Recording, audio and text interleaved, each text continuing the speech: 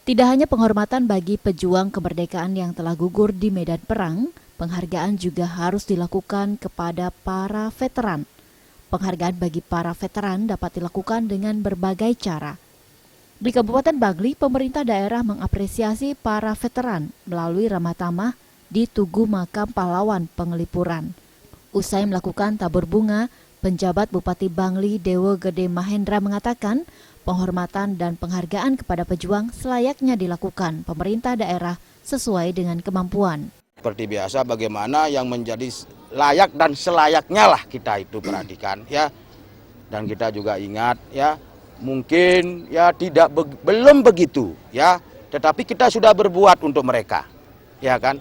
Kalau kita ukur sama dengan satu provinsi yang lain atau kabupaten yang lain, nggak mesti kan begitu kan. Tetapi kita sudah berbuat dan kita akan berbuat juga untuk mereka. Karena yang pertama adalah kita menghormati jasa-jasa mereka.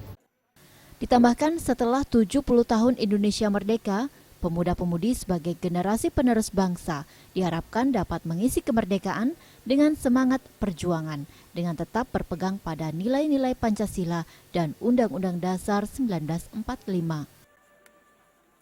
Perawidia dan Alit Setiawan, Bali TV.